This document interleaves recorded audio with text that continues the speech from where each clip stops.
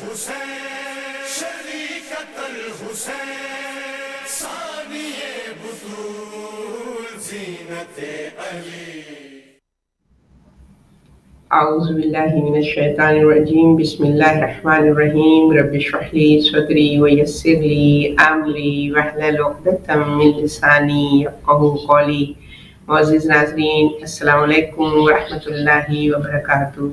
سیدہ فرت حسین programme مہربان زینب کے ساتھ حاضر خدمت ہیں، اور آج کا یہ خصوصی پروگرام جو کہ دو صادقین کی ولادت کے سلسلے میں منعقد کیا جا رہا ہے، آئیے ہم سب مل کر اپنے وقت کے امام کی خدمت میں تہنیت و مبارکباد پیش کرتے ہیں. اول معصوم رسول خدا احمد مجتبی محمد مصطفیٰ صلی اللہ علیہ وسلم کی ولادت با سعادت، اور ہمارے 8ویں معصوم اور امامت کے سلسلے کی چھٹی کڑی امام جعفر صادق علیہ السلام کی ولادت با سعادت کی مبارکباد اپنے وقت کے امام کی خدمت میں پیش کرتے ہیں. اور ناظرین، آپ سب کو بھی یہ دو ولادتیں بہت بہت مبارک ہوں. اللہ کا جتنا بھی شکر ادا کریں کم ہے کہ وہ ہمیں گاہے بگاہے موقع فراہم کرتا ہے معصومین کی ولادت کے ذریعے سے کہ ہم جو ہیں وہ جشن کریں اور ان کے ذکر کو عام کریں اور ان کی شخصیات اور ان کے کردار کے اوپر روشنی ڈالتے ہوئے اپنی کردار سازی کر سکیں.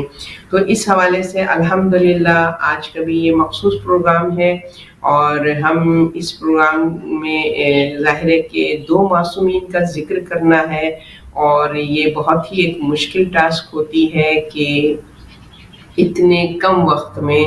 ان عظیم ہستیوں کے بارے میں گفتگو کرنا کہ جن کا ذکر کلام الہی میں اول سے آخر بیان کیا گیا ہے. تو ہمارے اندر وہ کہنا چاہیے وہ نہ الفاظوں کا ذخیرہ ہے، نہ وہ علم کی وسعت ہے کہ ہم جو ہیں وہ ان کے حوالے سے گفتگو کر سکیں. مگر یہ اللہ کا نظر کرم ہے کہ ہم کو یہ اپورچونٹی ملتی ہے، یہ سعادت نصیب ہوتی ہے کہ جو بھی قلیل علم ہمارے پاس ہے اس کو بروئے کار لاتے ہوئے ہم ان شخصیات کے حوالے سے گفتگو کریں. تو انشاءاللہ آج ہماری جو گفتگو ہوگی وہ رسول خدا صلی اللہ علیہ وسلم کے جو کہ صدیق اکبر اور جنہوں نے اپنے آپ کو انٹروڈیوس کروایا ہے، اپنا تعارف ہی کروایا ہے تو اپنے کردار سے کروایا ہے، اور صادق اور امین کہہ کر آپ متعارف ہوئے اس سوسائٹی میں جو کہ دور جہالت کی سوسائٹی کہلاتی ہے، اور بدترین دور تاریخ انسانیت کا بدترین طور، مگر اس میں بھی آپ کے کردار کے نور نے اس طریقے سے اس معاشرے میں اس طریقے سے روشنی پھیلائی کہ آپ صادق اور امین کے لقب سے پہچانے گئے. تو یہ ہمارے لیے ایک بہت بڑے آنر کی بات ہے کہ ہم ان کے فالوورز ہیں، ان کی امت میں سے ہیں. خدا ہمیں توفیق دے کہ ہم بھی اپنے اسلامی معاشرے میں رسول کی صفات کو مقدم سمجھتے ہوئے اس کو امپلیمنٹ کریں، اور ان کے بتائے ہوئے طریقے اور قرینے پر ہم زندگی بسر کریں. انشاءاللہ اس سلسلے میں ہماری گفتگو ہوتی رہے گی، اور میں آپ کے ساتھ ایک شیئر کرنا چاہوں گی، اور اس کے بعد جو ہے وہ ہم رحمانی سسٹر سے ریکویسٹ کریں گے کہ پروگرام کی ابتدا مدح سرائی کریں نعت سے، نعت رسول سے.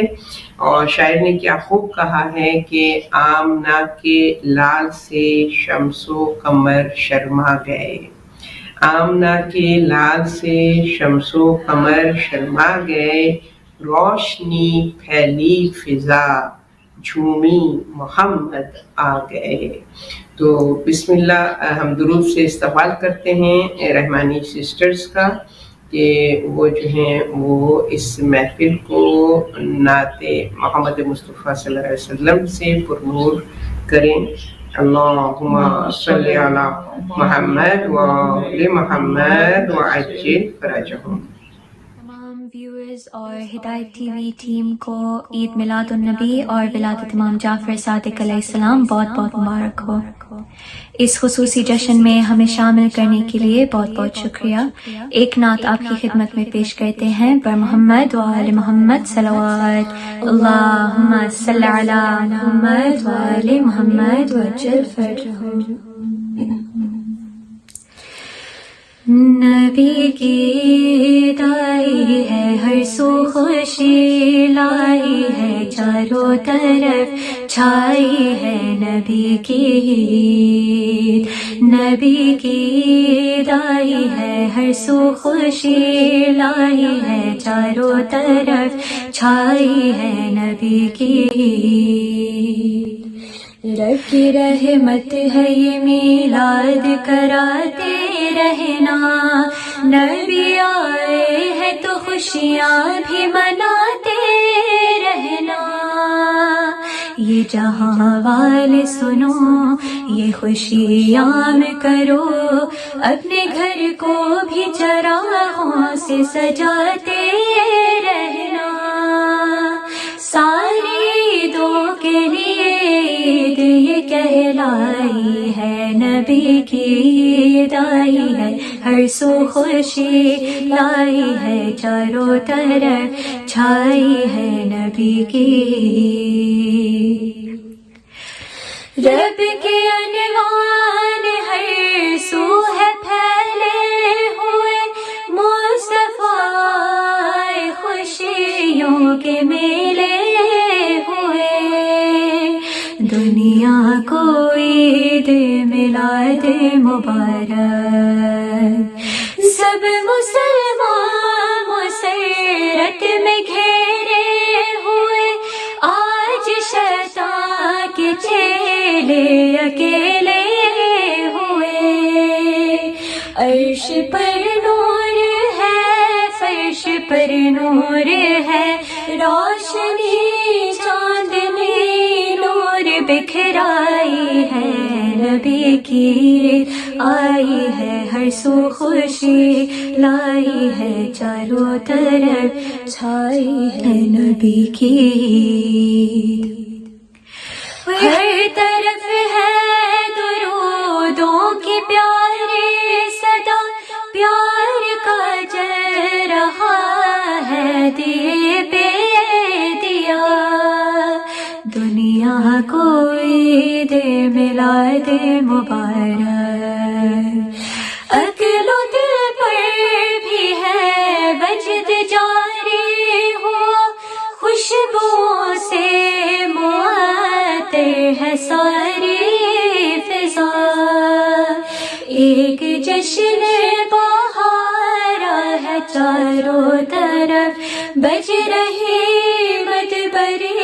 پیاری شہنائی ہے، نبی کی عید آئی ہے ہر سو خوشی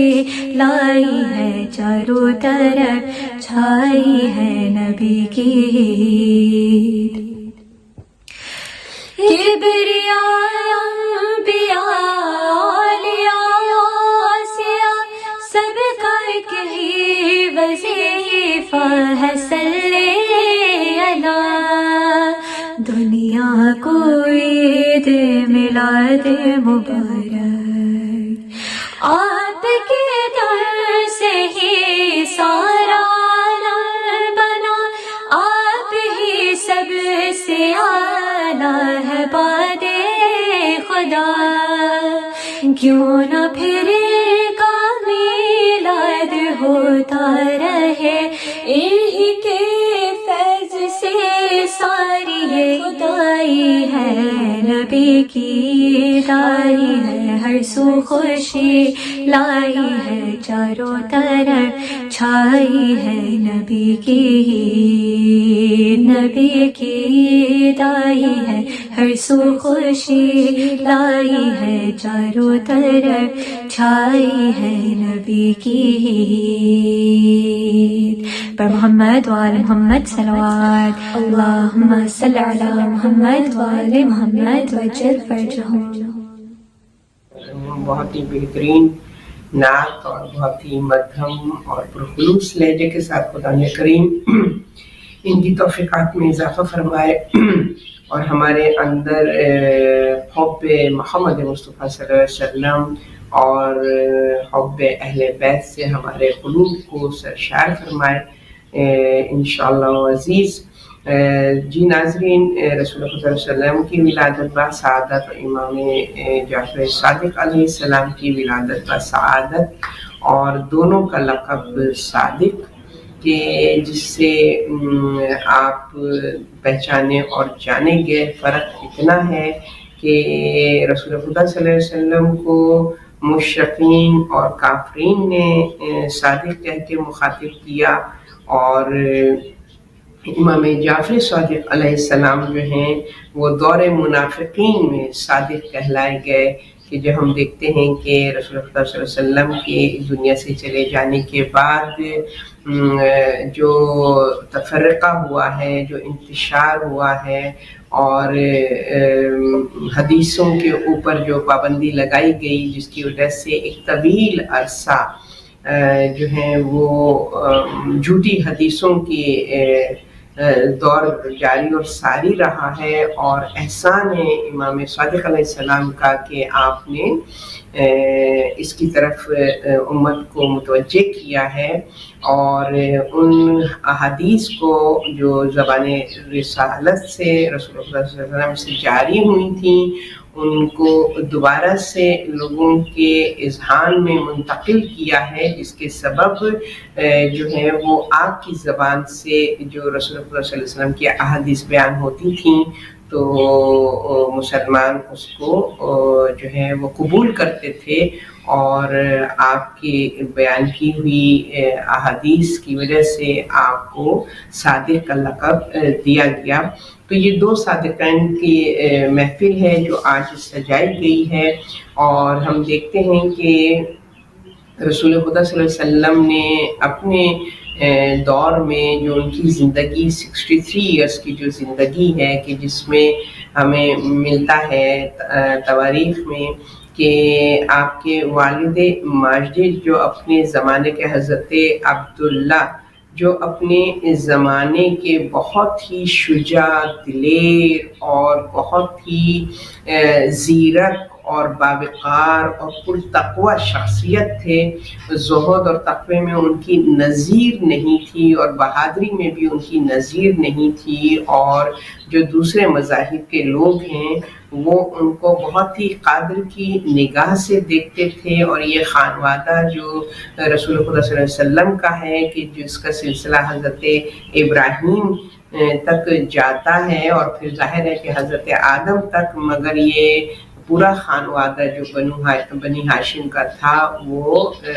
मज़हब इब्राहीमी में पर ज़िंदगी अपनी बसर कर रहे थे। और ये तवारीख़ में हमें जितने भी ऑथेंटिक नरेटर्स हैं, मौर्रिख़ हैं, चाहे वो अहले तशय्यो के हों या अहले तसन्नुह के हों, वो इस बात पर एग्री करते हैं, मुत्तफ़िक़ हैं कि ख़ानवादा रसूल खुदा सल्लल्लाहु अलैहि वसल्लम ने कभी भी इस ख़ानदान ने बुत परस्ती नहीं की, कभी शिर्क नहीं किया और अल्लाह वहदहू ला शरीक की मज़हब पे वो हमेशा कायम और दायम रहे हैं। और इसकी वजह से हमें रिवायतों में पता चलता है कि मोहम्मद मुस्तफ़ा सल्लल्लाहु अलैहि वसल्लम जो कि अव्वल मखलूक थे मगर इस दुनिया में अल्लाह सुब्हानहू व तआला ने सबसे आखिर में उनको इस दुनिया में भेजा है। तो इनका नूर जो था, नूर मोहम्मद जो उनके सुल्बों में मुंतकिल हुआ है और रिवायतों में हमें पता चलता है कि जिस इनके जद के सुल्ब में नूर मोहम्मद रहा है उनकी पेशानी पे एक ख़ास नूर साथे होता था। जो हिस्ट्री में हमको पता चलता है कि बनु हाशिम के जिस फर्द के पेशानी पे नूर साते होता था तो लोग आरजू करते थे उस ज़माने के सरदार और कौम व कबीले के लोग कि हमारा इनसे रिश्ता जुड़ जाए और ये हमारी बेटियों के निकाह में आ जाएं और इस आरजू और ख्वाहिश पे हमेशा रहे हैं। तो ये खानवादा रसूल की विलादत से पहले ही بہت ہی محترم، متبرک اور بہت ہی قابل تعظیم اور تکریم رہا ہے. یہ ہمیں ہسٹری سے پتہ چلتا ہے. اور پھر جب ہم دیکھتے ہیں کہ چونکہ ظاہر ہے کہ یہودیوں کی کتاب میں بھی اور نصرانیوں کی کتاب میں بھی چونکہ محمد مصطفیٰ صلی اللہ علیہ وسلم کی بشارت ہے ان کے آنے کی، اور وہ لوگ جو ہیں منتظر بھی رہے، اور اس کے حوالے سے ان کی یہ فکر بھی رہی کہ وہ کون خوش قسمت ہوگا کہ جس کے صلب سے وہ آخری حجت خدا جو ہے وہ اس دنیا میں آئے گا، متولد ہوگا. تو اس حوالے سے ہمیں ملتا ہے کہ آپ کے جو دادا تھے ہاشم، اور ان کے پیشانی پہ وہ نور ساطع ہوا، اور پھر انہوں نے جو ہے وہ اس کے بعد جب انہوں نے عقد کیا ہے ایک نجیب عورت سے، تو وہ جو کہ مدینے کی رہنے والی تھیں اور بہت ہی متقی اور بہت ہی باوقار خاندان سے ان کا تعلق تھا، اور آپ نے جب ان سے عقد کیا ہے تو پھر وہ نور جو تھا جو حضرت ہاشم کی پیشانی پر تھا وہ ان کی زوجہ میں صلب میں منتقل ہوا. اور اس کے بعد جو ہمیں روایتوں میں پتہ چلتا ہے کہ پھر جب ان کا وہ انتقال ہوا ہے اور وہ قریب مرگ تھے، تو انہوں نے حضرت ہاشم نے اپنے بھائیوں کو جو کہ مکہ میں زندگی بسر کرتے تھے، جس میں ان کے ایک بھائی طالب تھے، تو ان طالب کو انہوں نے خط لکھا کہ میرا وقت مرگ قریب ہے، میں اس دنیا سے جانے والا ہوں، لہٰذا میں چاہتا ہوں کہ تم میرے فرزند کی لک آفٹر کرو اور وہ تمہارے زیر سایہ پروان چڑھے، یعنی کہ عبد المطلب علیہ السلام کہ جن کے حوالے سے ہمیں یہ ملتا ہے کہ آپ کا جو نام رکھا تھا آپ کے والد نے وہ شیبۃ الحمد رکھا تھا. اور جب حضرت طالب حضرت ہاشم کے بھائی آپ کے خط کو پڑھ کر مدینہ کی طرف روانہ ہوئے اور ان کو لے کر مکے آئے، تو ان کو یہ تھا کہ ان کی سیفٹی کے لیے، ان کی حفاظت کے لیے آپ نے ان کا نام نہیں بتایا، بلکہ جب اہل مکہ نے پوچھا کہ تمہارے ساتھ کون آیا ہے تو آپ نے کہا عبد المطلب، یعنی کہ مطلب ان کا نام تھا، آپ نے کہا عبد المطلب یعنی کہ یہ میرا غلام ہے. تو اس طریقے سے آپ رسول خدا صلی اللہ علیہ وسلم کے والد کو مکے میں لے کر آئے، اور اس طریقے سے آپ کا نام جو ہے وہ آپ کے دادا جو ہیں عبد المطلب وہ مکے میں تشریف لائے، اور پھر وہاں پر جو ہے وہ آپ کے بطن سے آپ کی نے شادی کی. جو آپ کی زوجہ تھیں وہ بھی خاندان بنی ہاشم سے ہی تھیں، جن کا نام فاطمہ تھا. اور پھر جب آپ نے ان سے عقد کیا عبد المطلب نے، تو پھر ان کے بطن سے حضرت عبداللہ اور حضرت ابو طالب متولد ہوئے، ان کی ولادت ہوئی. تو حضرت ابو طالب اور حضرت عبداللہ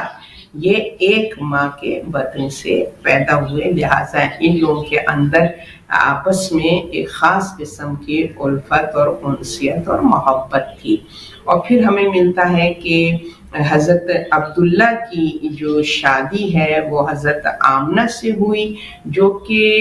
ایک سردار اور بہت ہی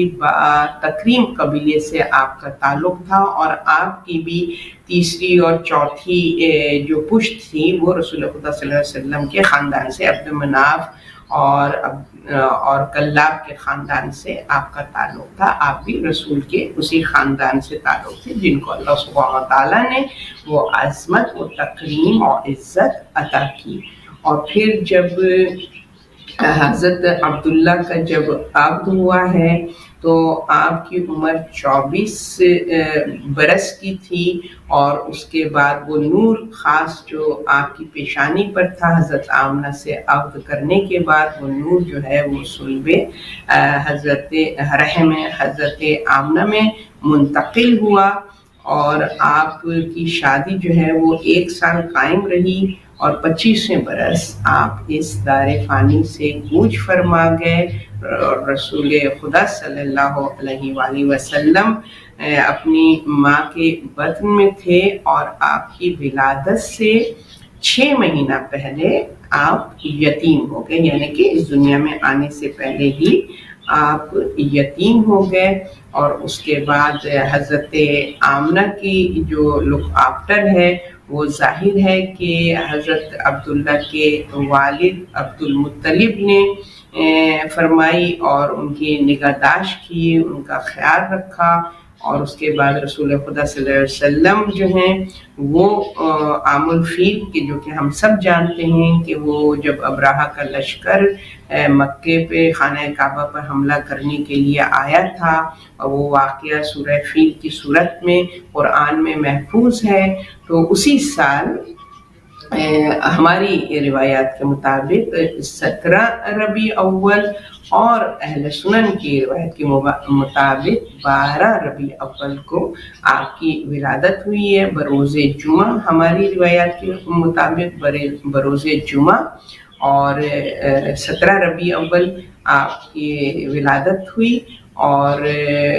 وہی پہلا سال تھا عام الفیل کا۔ تو اس طریقے سے اس دنیا میں رسول خدا صلی اللہ علیہ وسلم تشریف لائے، اور حضرت عبد المطلب نے آپ کی لک آفٹر کی ہے، اور آپ 8 برس کے ہوئے تو پھر آپ اپنے دادا کے سائے سے بھی محروم ہو گئے، اور پھر حضرت عبد المطلب نے آپ کو حضرت ابو طالب کی سرپرستی میں دے دیا، اور اس طریقے سے ہم پھر تاریخ نے دیکھا کہ حضرت ابو طالب نے کس طریقے سے اپنے بھتیجے کو پروٹیکٹ کیا ہے، اور وہ بہت زیادہ پوزیسو تھے اپنے اس بھتیجے کے لیے، بلکہ ان کو اپنی اولاد کی جان کی بھی پرواہ نہیں ہوتی تھی، اور وہ حضرت محمد مصطفیٰ صلی اللہ علیہ وسلم کی لک آفٹر کرتے تھے، اور اکثر ایسا ہوتا تھا کہ شب میں محمد مصطفیٰ صلی اللہ علیہ وسلم کی جان کی حفاظت کے لیے، کیونکہ ظاہر ہے کہ آپ کی ولادت پہ جو معجزات ہوئے تو اس سے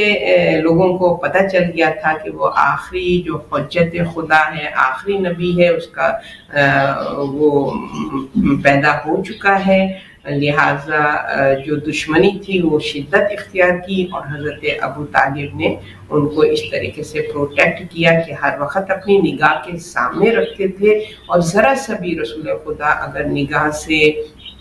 اوجھل ہو جاتے تھے تو پورے مکہ کو وہ ہلا کے رکھتے تھے، کیونکہ بچپن ہی سے رسول اللہ صلی اللہ علیہ وسلم کا یہ طریقہ و قرینہ رہا ہے کہ وہ خلوت میں، تنہائی میں جا کے اللہ سبحانہ و تعالیٰ سے راز و نیاز کرتے تھے۔ تو ہمارے نبی نے اپنے طریقہ زندگی میں ہمیں اس کی طرف متوجہ کیا ہے کہ جب انسان اپنے آپ کو اپنے رب سے کنیکٹ کر لیتا ہے تو دنیا کی کوئی طاقت اس کے عزم اور ارادے کو کمزور نہیں کر سکتی ہے۔ تو وہ ایک جو کنیکشن، ایک اسٹرانگ باؤنڈنگ جو تھی رسول خدا کی اپنے کریٹر کے ساتھ، اپنے رب کے ساتھ، کہ جو راز و نیاز فرماتے تھے، اور حضرت ابو طالب جو ہیں وہ اس گوہر یگانہ کو اپنی جسے کہنا چاہیے پلکوں پر رکھتے تھے، اتنی ان کے لیے وہ فکر مند رہتے تھے کہ شب میں وہ اکثر اپنے بچوں کو بستر رسول پر سلا دیتے تھے تاکہ کہیں رات کی تاریکی میں کوئی دشمن رسول ان پر حملہ نہ کر دے۔ تو جو شدت کی عقیدت اور محبت، یہ نہیں کہ یہ بھتیجے تھے، ان کو معلوم تھا یہ خدا کی حجت ہیں، کیونکہ وہ عالم تھے۔ حضرت ابو طالب جو ہیں انہوں نے تمام مذاہب کی کتب کو پڑھا ہوا تھا، اور ان کو بخوبی معلوم تھا کہ یہ جس کی میں پرورش و نگہداشت کر رہا ہوں یہ وہ فخر انبیاء ہے کہ جس پر اللہ سبحانہ و تعالیٰ اپنے سلسلہ نبوت کو پر مہر ختم نبوت ثبت کرے گا۔ تو انہوں نے اس ذمہ داری کو بہت ہی خوش اسلوبی کے ساتھ نبھایا، بلکہ اپنی اولاد کو بھی اس کی طرف متوجہ کیا ہے کہ ان کا مطیع و فرما بردار بنایا ہے، اور جس میں ہم دیکھتے ہیں کہ حضرت علی علیہ السلام کی ولادت کے بعد آپ نے جو ہے وہ ان کو حضرت رسول اللہ صلی اللہ علیہ وسلم کے سپرد کر دیا کہ یہ آپ کا معاون و مددگار ہے، یہ جو ہے وہ آپ کے اوپر جان نثار کرنے کے لیے ہمہ وقت تیار رہے گا۔ تو ایک تو یہ چیز ہمیں رسول کی زندگی سے ملتی ہے کہ ان کا جو کنیکشن تھا اپنے رب کے ساتھ۔ دوسری چیز جو ہمیں ان کی زندگی سے ملتی ہے کہ انہوں نے اپنے کردار سے اپنی شخصیت کا تعارف کروایا، پروف کیا اپنے آپ کو اپنے کردار کے ذریعے سے۔ اور حقیقت ہے کہ سب سے ڈیفیکلٹ جو عمل ہے وہ یہ ہے کہ سوسائٹی جو کرپٹ سوسائٹی ہو اور جو کہ بالکل غافل ہو، اس کو حق اور حقانیت سے کوئی لینا دینا نہ ہو، اور اس کرپٹ اور غافل سوسائٹی میں اپنے بیہیویئر سے، اپنے مینرزم سے، اپنے اخلاق سے لوگوں کو امپریس کرنا، اپنے کردار سے ان کو امپریس کرنا، اور اس جھوٹ اور فریب کے معاشرے میں مجبور کر دینا ان افراد کو کہ جن کی زندگی جھوٹ پر تھی، کہ ان کے لبوں پر صداقت اور صادق کسے کہتے ہیں آپ نے اپنی شخصیت کے ذریعے سے اس کا تعارف کروایا ہے۔ تو جس نبی نے اس جاہل معاشرے میں صادق اور امین، یہ دو بہت پاورفل صفات ہیں انسان کو اس کے کمال تک پہنچانے کے لیے، اس کے پرپز آف کریشن کو اچیو کرنے کے لیے، اگر انسان کے اندر یہ دو صفات ہوں صادق اور امین کی، تو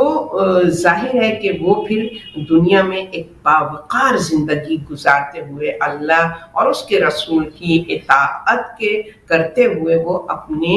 آپ کو انجام بخیر کی طرف لے کر کامیابی سے جا سکتا ہے۔ تو یہ دو پوائنٹ، اور مجھے بہت افسوس ہوتا ہے، افسوس کے ساتھ کہنا پڑتا ہے کہ ہماری سوسائٹی میں، اسلامک سوسائٹی میں، ان دونوں صفات کی لیکنگ ہے،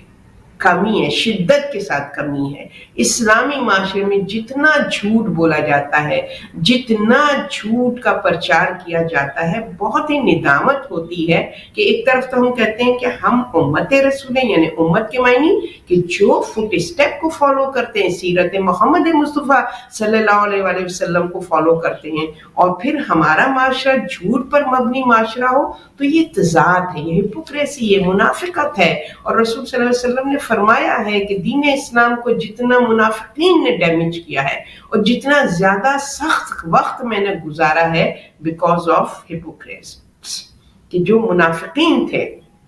انہوں نے کلمہ تو پڑھا مگر سیرت محمد مصطفیٰ کو نہیں اپنایا ہے۔ تو ہم کو اس کی طرف متوجہ ہونے کی ضرورت ہے، اور اس کے حوالے سے ہمیں روایتوں میں ملتا ہے رسول خدا صلی اللہ علیہ وسلم نے خود گاہے بگاہے اس کی طرف متوجہ کیا ہے کہ کیونکہ وہ بہت زیادہ مہربان تھے، شفیق تھے، اپنی امت کے لیے بہت کنسرن تھے، ان کا یہ خواہش اور آرزو تھی کہ جو میرے کلمہ گو ہیں، جو میری رسالت کی گواہی دیتے ہیں، وہ چاہتے تھے کہ وہ میری امت اس کی بخشش ہو اور وہ حوض کوثر میں مجھ سے ملاقات کرے اور عذاب الہی سے محفوظ رہے۔ تو اس کے لیے انہوں نے وہ تمام طریقہ کار کی طرف ہمیں متوجہ کیا، جس کے حوالے سے ہم دیکھتے ہیں کہ حدیث ثقلین جو کہ متفق علیہ تمام اسکول آف تھاٹ کے جو آتھینٹک اسکالرز ہیں، انہوں نے اس بات کو ایڈمٹ کیا ہے کہ رسول خدا صلی اللہ علیہ وسلم نے گاہے بگاہے حدیث ثقلین کی صورت میں اپنی امت کو بیدار کیا ہے، ان کے انجام کی طرف متوجہ کیا ہے، اور جس طریقے سے قرآن نے کہا قُلْ لَا أَسْأَلُكُمْ عَلَيْهِ أَجْرًا إِلَّا الْمَوَدَّةَ فِي الْقُرْبَى، اس کی تعویل، اس کے مطالب کو رسول خدا صلی اللہ علیہ وسلم نے حدیث ثقلین کی صورت میں بیان کیا، انی تارکم فیکم الثقلین کتاب اللہ و عطرتی، کہ میں تمہارے درمیان یہ دو مضبوط جو ہیں وہ پاورز اور طاقت چھوڑے جا رہا ہوں، 2 مضبوط رسیاں ہیں جو میں تمہارے درمیان چھوڑے جا رہا ہوں کہ اگر تم نے ان کو تھامے رکھا تو حوض کوثر میں کامیابی سے ہمکنار ہوگے اور مجھ سے ملاقات کرو گے۔ اور انہوں نے اور بہت سی احادیث ہمیں یہ بھی ملتی ہیں، اہل تسنن سے بھی ہمیں یہ ریفرنسز ملتے ہیں کہ رسول نے فرمایا کہ جب حوض کوثر میں میری امت مجھ سے آ کے ملے گی تو سب سے پہلا سوال جو میں ان سے کروں گا حدیث ثقلین کے حوالے سے کروں گا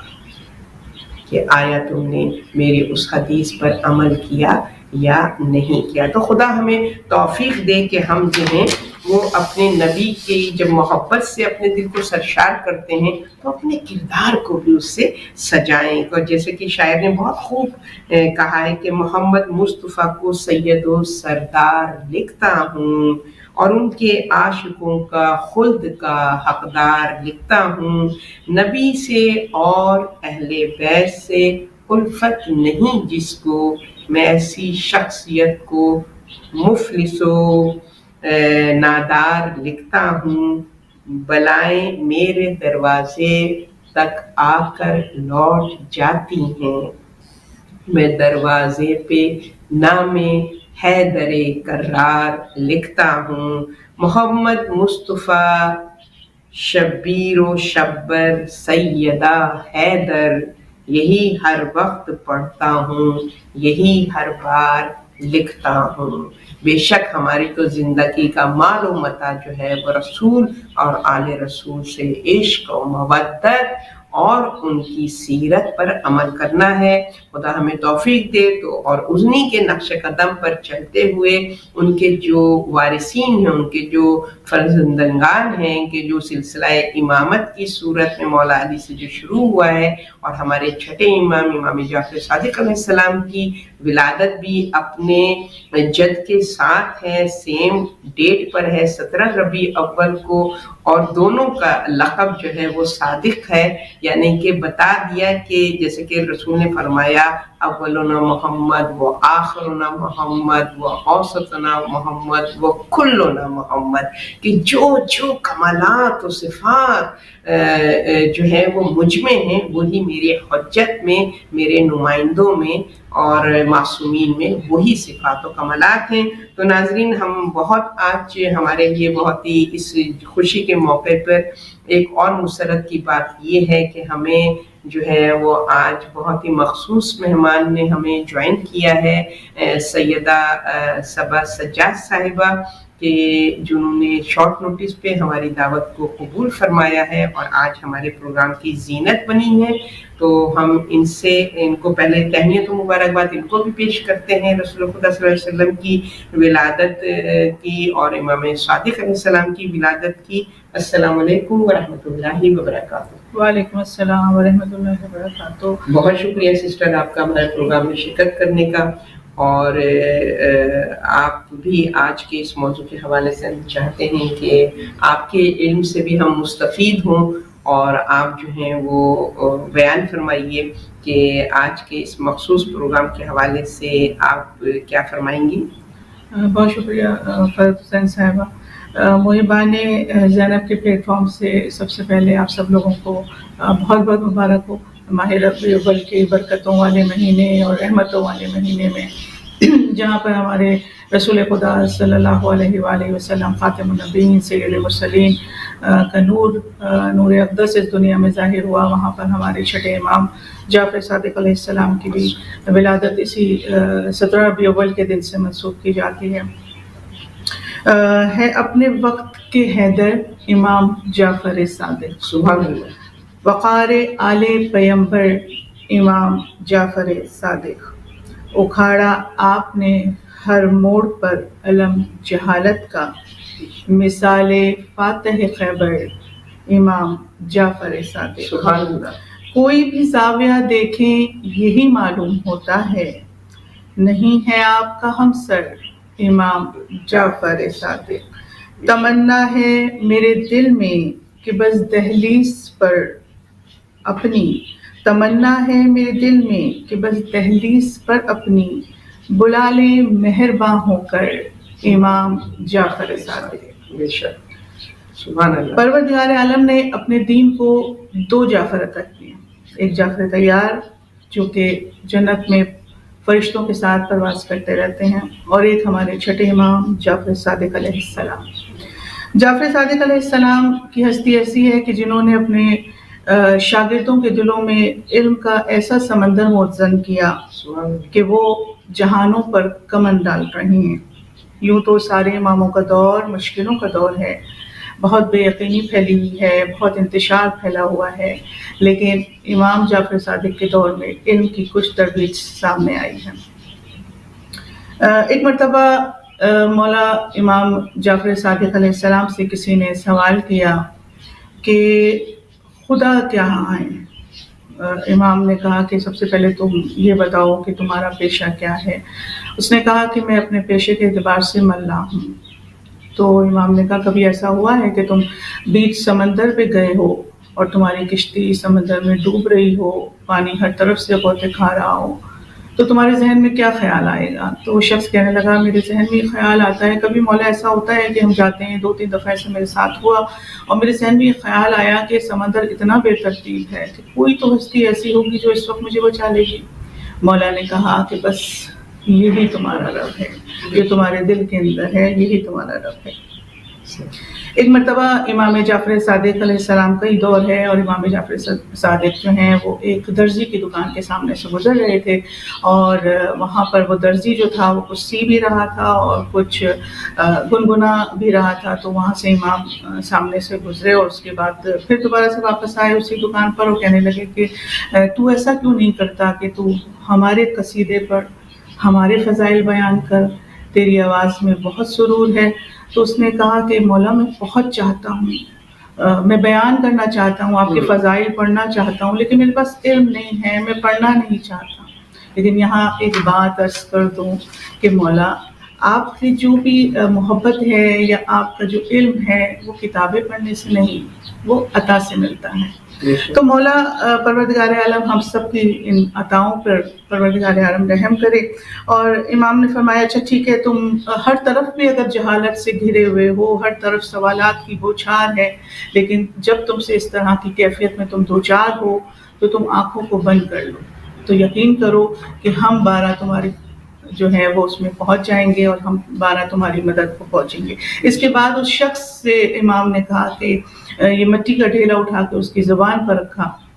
اور مٹی کا ڈھیلا اٹھا کے زبان پہ رکھنا تھا کہ اس کی زبان فضائل مولا پہ سرشار ہونے لگی، وہ ریز ہو گیا فضائل مولا سے اور بیان کرنے لگا. دیوانہ وار دکان سے بھاگا اور لوگوں کو جمع کرتا تھا اور فضائل اہل بیت کو بیان کرتا تھا. تو وہ جب یہ بیان کرتا تھا تو لوگ کہتے تھے یہ کیسے فضائل ہیں، یہ تو کبھی ہم نے سنے نہیں. وہ اس حد تک فضائل، اس کی زبان فضائل کو بیان کرتی تھی کہ وہ دنیا میں صحرا میں نکل گیا، اور صحرا میں پڑھ کے وہ فضائل بیان کر رہا ہے. اور اس کے بعد پھر وہ دریا کے کنارے آیا، دریا کے کنارے فضائل مولا کو بیان کرنا شروع کیا. جتنا بھی پانی تھا وہ کناروں سے باہر آنے پڑا، آنے جانے لگا. اور اس کے بعد جب وہ آسمان کی طرف رخ کر کے اس نے فضائل مولا کو بیان کیا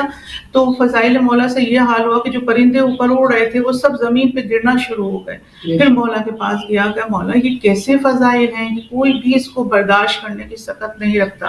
تو مولا نے کہا آؤ میرے ساتھ آؤ، اور ایک گوشے میں لے کے گئے اور اس شخص کو اور کہا کہ تو اب بیان کر اور اب میں سن رہا ہوں. تو یہ میرے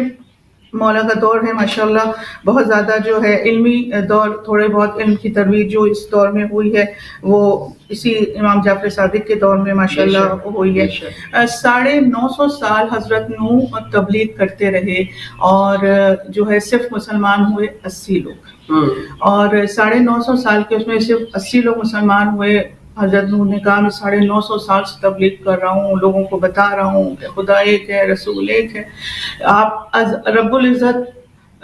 آپ عذاب بھیج دیں. اب اتنا حضرت نوح اصرار کر رہے ہیں کہ عذاب بھیج دیں، عذاب بھیج دیں. تو حضرت جبرائیل علیہ السلام آئے اور ایک کھجور لے کر آئے ان کے پاس، اور کہا کہ یہ کھجور ہے، یہ آپ کھائیے، اور اس کی جو گٹلی نکلے گی وہ آپ زمین پہ دبائیے، اور اس سے جو درخت نکلے گا، اس کی شاخیں نکلیں گی، اس کی لکڑی نکلے گی، اس سے آپ سفینہ نوح بنائیے گا. تو اب وہ کہنے لگے رب العزت، سب سوال کیا رب العزت میں تو عذاب مانگ رہا ہوں، کھجور کا درخت تو اتنی جلدی نہیں بڑھتا. یہ سب ہمارے بتانے کے لیے تھا. کیا ان کو نہیں پتا تھا؟ لیکن سب ہمارے بتانے کے لیے تھا. ان کا یہ تو میں عذاب مانگ رہا ہوں, پھر فور میں عذاب کی دعا کر رہا ہوں, اور رب العزت آپ نے کھجور بھیج دی کہ میں اس کو کھاؤں, اس کی گٹلی نکلے گی, میں اس کو دباؤں, پھر درخت اگے گا. تو آپ کو یہاں پر وہ حدیث یاد آئے گی کہ میرے اہل بیت اس دنیا میں ایسے ہیں جیسے سفینہ نوح. بے شک کہ اس کائنات میں جب پروردگار عالم نے کھجور کو بھیجا اور حضرت نوح نے کھجور کھائی, اس کی گٹلی دبائی, درخت اگا, اور پھر اس کی شاخیں نکلیں, اس کی لکڑی سے سفینہ نوح بنا. تو پھر جب آپ پھر اہل بیت کو کس طرح اس دنیا میں آلودہ پائیں, جب اس دنیا کی لکڑی سفینہ نوح کے لیے نہیں تھی, تو جو سفینہ نوح کے مانند لوگ ہیں تو وہ کس طرح آپ اس کائنات میں کس طرح آپ اس کو کر سکیں گے. تو یہ سب اب امام کے سامنے, جب امام علیہ السلام کے ساتھ ان کے دور میں بہت سے شاگرد تھے, امام جعفر صادق کے بہت سے شاگرد تھے, اور جب ان کے پاس علم حاصل کرنے آتے تھے تو ہمارے چھٹے امام جعفر صادق علیہ السلام نے ایک نیا طریقہ ایجاد کیا تھا, جو طریقہ آج بھی متعارف ہے اور آج بھی ہوتا ہے, کہ جب ہمارے 3 بچے چھوٹے 3 سال کے ہوتے ہیں, ہم ان کو پریپ, نرسریز اور اس میں KGs میں ڈالتے ہیں, تو وہاں سے بچوں کو تو کچھ سمجھ ہوتی نہیں ہے, کچھ تمیز ہوتی نہیں ہے, ان کو کچھ پڑھائیاں سمجھ میں نہیں آتی ہیں. تو وہاں جو آغاز کرتے ہیں وہ کلر سے کیا جاتا ہے, کہ ان کو کلرز کی پہچان کرائی جاتی ہے ان کی نرسریز میں, ان کے سکولز میں, کہ جو بچے جب دیکھتے ہیں کلرز تو پھر وہ اس کی طرف لپکتے ہیں. تھوڑا سا بچہ اور بڑا ہو جاتا ہے, پھر بھی وہ کچھ آپ کی دنیاوی کتابوں کا علم نہیں جانتا ہے, وہ کلرز کی طرف لپکتا ہے. تو یہ جو کلر کے ساتھ پڑھانے کا جو طریقہ ہے وہ بھی ہمارے چھٹے امام جعفر صادق علیہ السلام نے متعارف کروایا تھا, اور جو آج تک رائج ہے. بے شک. اور ماشاءاللہ جو ہے یہ ساری چیزیں جو ہیں وہ جب حضرت امام جعفر صادق کے پاس اسٹوڈنٹ آتے تھے, شاگرد آتے تھے, تو وہ ان سے کہتے تھے کہ آپ لوگ اکیلے نہیں آیا کریں, اپنے ساتھ اپنے بچوں کو بھی لایا کریں. اور سارے جتنے بھی جس پہ ہماری جتنی بھی ٹاپ کی یونیورسٹیز ہیں, ان کے جتنے بھی اساتذہ ہیں, جس میں 36 یونیورسٹیز کے اساتذہ ہیں جنہوں نے اس کے اوپر ریسرچ کی ہے, کہ کوئی تو شخصیت ایسی تھی جس نے اس دنیا کا ہر علم دیا ہے. فزکس والوں سے پوچھا گیا, انہوں نے فزکس کا علم دیا, حساب والوں سے پوچھا گیا, حساب کا علم آیا, بایولوجی والوں سے پوچھا گیا, بایولوجی کا علم آیا. یہ سارے علم جب امام جعفر صادق علیہ السلام سے ان کے شاگردوں نے لیا, اور جب یہ اکٹھا ہوئی کتاب کی صورت میں آیا, تو یہ کتاب جرمنی, فرانس اور پیرس سے بیک وقت شائع ہوئی, اور اس کا نام رکھا گیا سپر برین ان دا اسلام, اور اسلام دنیا کا سب سے بڑا دماغ. اور جب یہ کتاب ایران میں گئی تو ماشاءاللہ اس کا نام مغز حیات شیعت رکھا گیا, مغز جہان شیعت رکھا گیا. اس کے بعد جب یہ کتاب لکھنؤ میں پہنچی تو اس کا نام امام جعفر صادق کے سائنسی انکشافات رکھا گیا, اور جب یہ پاکستان میں یہ کتاب آئی تو اس کا نام سپر مین ان دا اسلام رکھا گیا. نوجوان ضرور اس کتاب کا مطالعہ کریں, ظاہر بات ہے یوتھ کے لیے اس چینل سے بہت ساری چیزیں جو ہیں وہ آپ لوگوں کے سامنے بیان کی جاتی ہیں. ماشاءاللہ یہ سارے پروگرامز آپ یوتھ کے لیے ہیں, اور ہمیں ضرورت ہے کہ ہم اپنی یوتھ کو ٹرین کریں. تو یہ ساری کتابیں جب ایک ساتھ یونیورسٹی کے سارے اساتذہ نے, جب 36 یونیورسٹیز نے, سارے اساتذہ نے ہمارے چھٹے امام کا جب ریسرچ کی گئی تو ہمارے کہا کہ ہاں ایک دنیا میں شخصیت ایسی تھی کہ جس نے تمام دنیا کے علوم میں ریسرچ کی ہے, اور تمام دنیا کے علوم ہم کو دیے ہیں, اور انہوں نے ہمارے شیعت کے چھٹے امام ہیں امام جعفر صادق, انہوں نے خراج تحسین ہمارے امام کو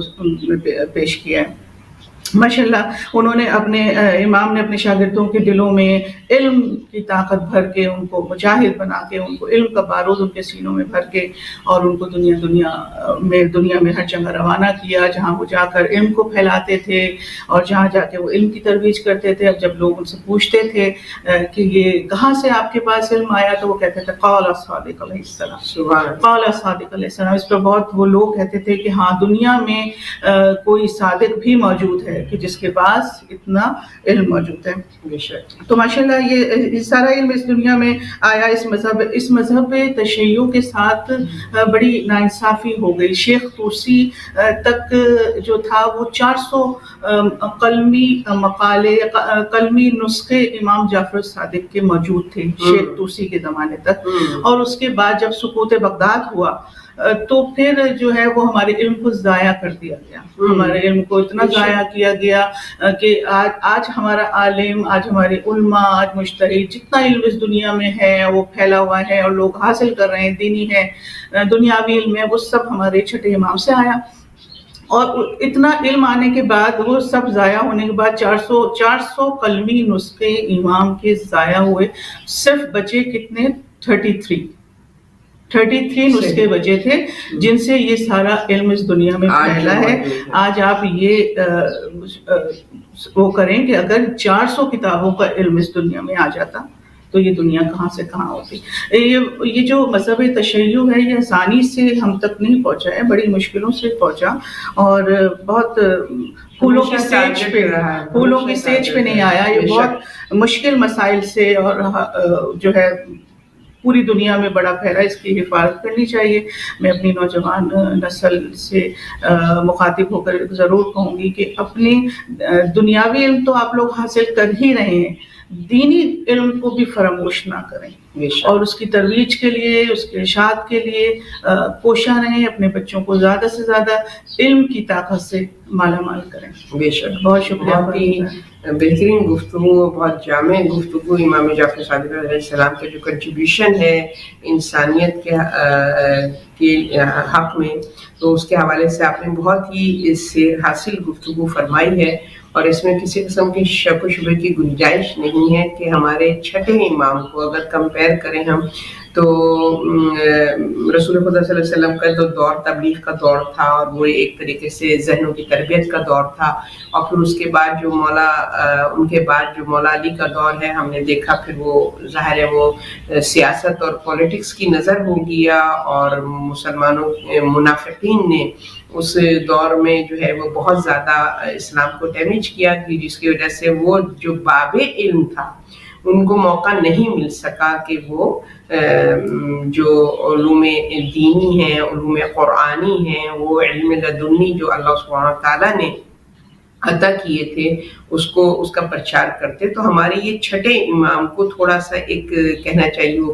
پیسج مل گیا، وہ پیریڈ مل گیا جس میں انہوں نے اپنے اس موقع سے فائدہ اٹھایا ہے. اور حقیقت ہے کہ جتنے بھی آج اسکول آف تھاٹس ہیں مسلمانوں کے، ان سب کا جو ہے وہ استاد اور معلم جو ہیں امام جعفر صادق علیہ السلام ہیں. تو ظاہر ہے اگر ہم اہل بیت کے فالوورز ہیں تو ہم جو ہیں وہ عام لوگوں سے زیادہ بہتر معرفت میں اور علم میں ہماری جو ہے وہ زیادہ بہتر انڈرسٹینڈنگ ہونی چاہیے. خدا ہم سب کو توفیق دے. پروگرام ہمارا جو ہے وہ اختتام پذیر ہو رہا ہے. سسٹر صبا کے ہم بہت شکر گزار ہیں کہ آپ نے ماشاءاللہ سے ہمارے پروگرام میں شرکت فرمائی ہے. خدا آپ کی توفیقات میں اضافہ فرمائے اور اسی طریقے سے آپ ہمارے اس پروگراموں کی آپ زینت بنتی رہیں تاکہ ہم آپ کے علم سے مستفید ہوتے رہیں. بے شک اس میں کسی قسم کے شک و شبے کی گنجائش نہیں ہے کہ جس دن بنی نو انسان کی سب سے عظیم شخصیت و بشریت کی اصلاح کے لیے جلوہ افروز ہوئی، وہ ظاہر ہے کہ سردار انبیاء محمد مصطفیٰ صلی اللہ علیہ وآلہ وسلم کہ جن کے لیے یہ کہنا غلط نہ ہوگا کہ مصطفیٰ نور ہیں کیا سایہ نظر دیکھ سکے، جسم تو اس لیے پایا کہ بشر دیکھ سکے. اور اس کے علاوہ ان کی شان میں ظاہر پورا جب قرآن رسول اور آل رسول کی شان میں مدح سرائی کرے تو پھر ہم جیسے افراد تو کوئی معنی ہی نہیں رکھتے مگر انہی قرآن کے مطالب اور مفہوم کو سہارا لیتے ہوئے ان کا جو شاعر ہے اپنے اس کو بیان کرتا ہے ان کی عظمت کو کہ محمد عالم تخلیق کا وہ سر اکبر ہے، قدم کی شان رکھتا ہے یہ وہ امکان داور ہے، وہاں مداح خالق اور یہاں ممدوح داور ہے، زمین پر جو محمد ہے وہی احمد فلک پر ہے. ماشاءاللہ. تاج فتح سر پر، جوشن یاسین بازو پر، جبیں پہ نور کنندہ دوش پر طٰہٰ کی چادر. سراج نور قرآن میں، جمال طور عطرت میں، بشر صورت ملائک میں، تو امت میں پیمبر ہے. تو ظاہر ہے کہ ہم اس نبی کے اور اس کے خانوادے کے ہم جو ہیں وہ فالوورز ہیں، اور جس کے خانوادے کو اللہ سبحانہ و تعالیٰ نے، دیکھیے 1,24,000 انبیاء آئے مگر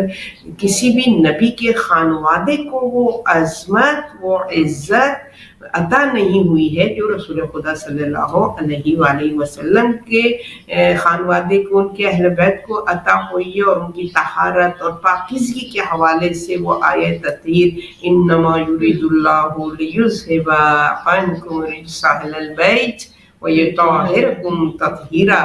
جو ہے وہ مدح سرائی کرتا ہوا ملتا ہے. تو ہم جتنا بھی شکر ادا کریں کہ ہم رسول کی امت میں سے ہیں اور اہل بیت اطہار کے فالوورز ہیں. خداوند کریم ہم سب کی توفیقات میں اضافہ کرے اور ہمیں ان کے شایان شان ہم اپنے کرداروں کو سجا سکیں. تو جی ناظرین، ہم آپ سے اجازت لیں گے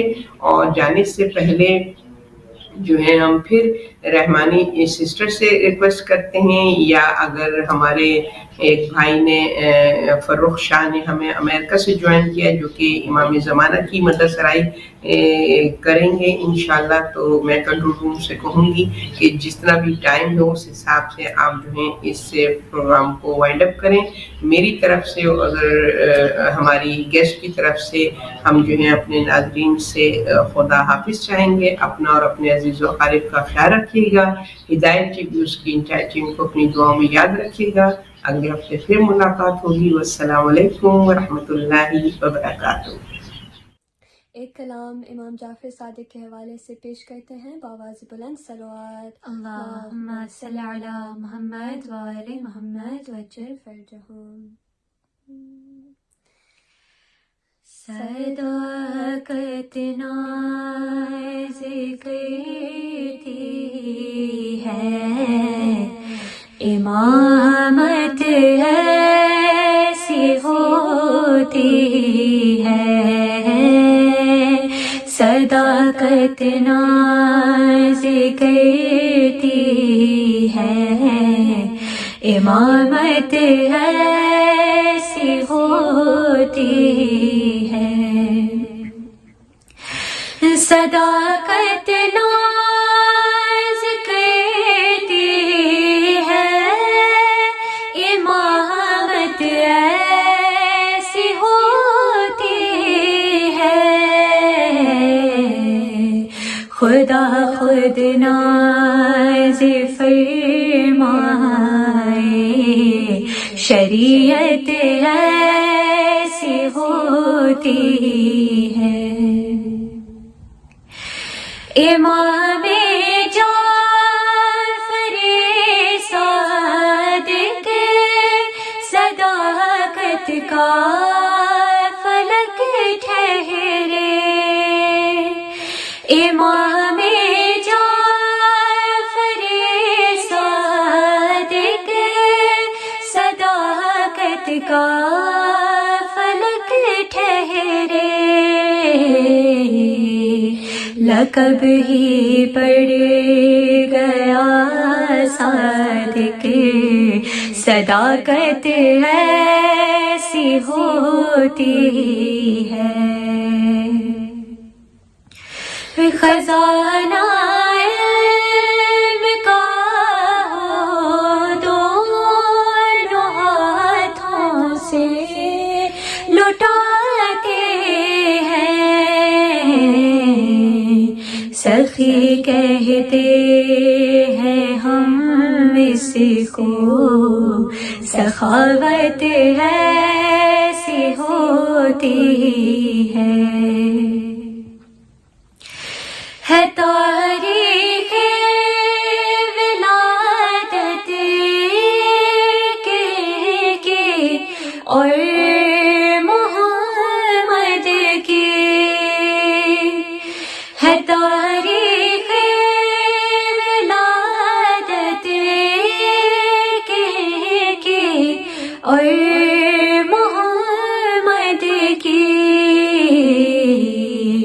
نبوت اور